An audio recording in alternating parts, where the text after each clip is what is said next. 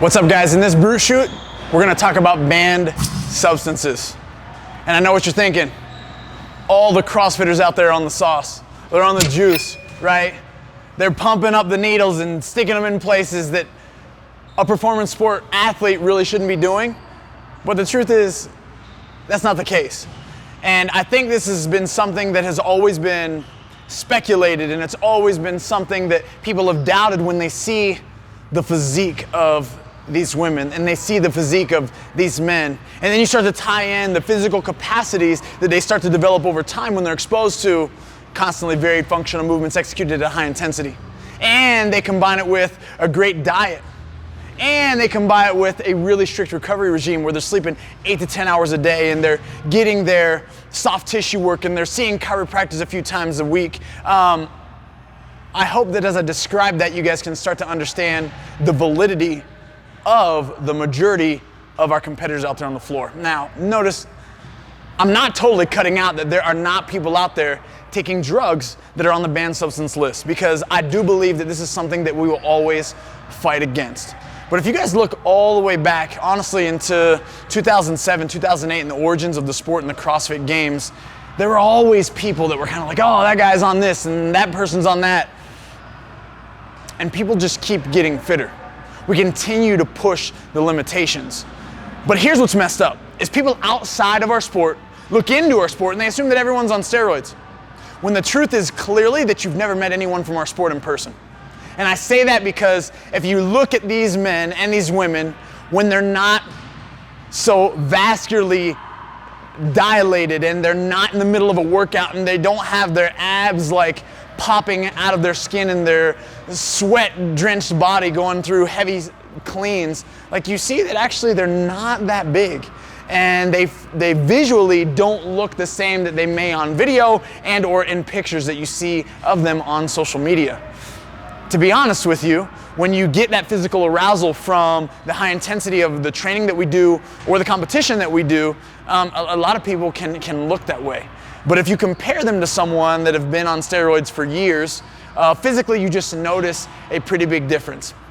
And I say all of this, again, not to say that no one's on them, because I know that there are some. And I don't personally know them, but clearly there are people getting popped. And that takes me to my next point, is that this year, in 2018, we've noticed that there's a great increase in number of athletes that are actually being, I guess, caught up in either the blood tests or the urine tests that they're being exposed to, and popping positive for some banned substance. Now, the thing to understand about the sport is this: it's still young. And where we're going is the direction of having, ideally, a fully clean sport. Will it ever happen? The answer is likely no.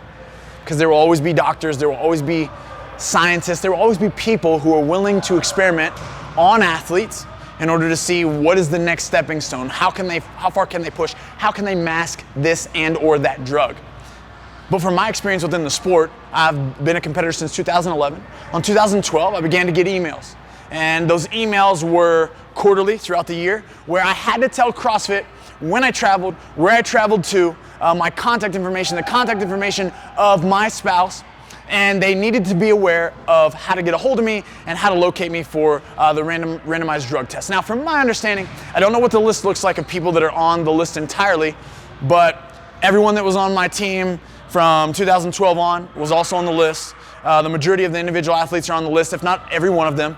And then what they do is that opens up us to blood and urine samples throughout the year. At any time, they can test us. Now, have I ever been tested? I have not. So they've never actually followed through and contacted me while I was in Miami teaching a seminar, or contacted me while I was in Boston competing at the ECC. None of these things actually happened, but I did and I was required to give them my location. And the reason and the way that it works is that they might contact you 12 hours prior to someone arriving with a sample test, and you have to be at that location.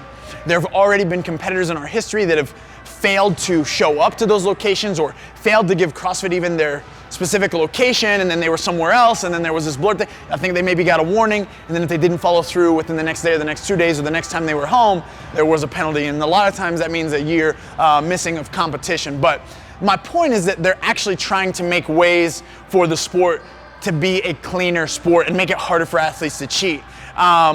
Even this year, they were randomly selecting athletes from regionals, and I don't know if this was always the case, because I remember a couple years ago, I don't remember people being selected at random. It was only those podium finishers. So if you got prize money or if you won, you were asked to get tested, and usually it was only a urine test. Which is why we see guys like Ricky, who potentially were on the same drugs at regionals, make it all the way through the games, but then at the games he might have been tested in a different way, and then actually get popped. Now, is that right, wrong, or indifferent?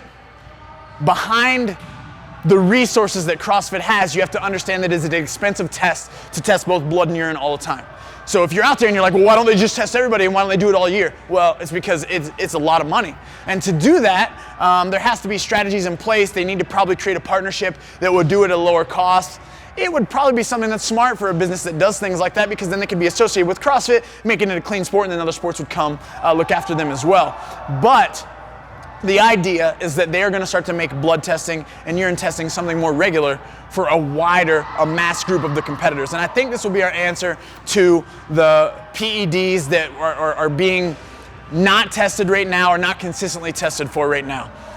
But I want you guys to understand that in a sport that is growing across the world, in a sport that is growing in the rewards and the money that is going to be given to the competitors that continue to chase it at a high level, in a sport where marketing is continuing to grow and where sponsorships are continuing to get really high, you've got to understand that people are always going to be tempted to cheat because they want to do whatever it takes to be out on the floor. Does that make it right? Absolutely not.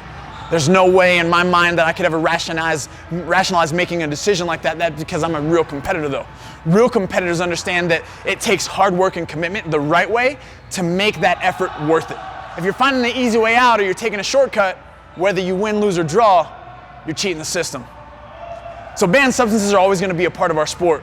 But our job as ambassadors within the community of CrossFit is to make sure we're not the guilty culprits and we follow the rules the way that they're designed.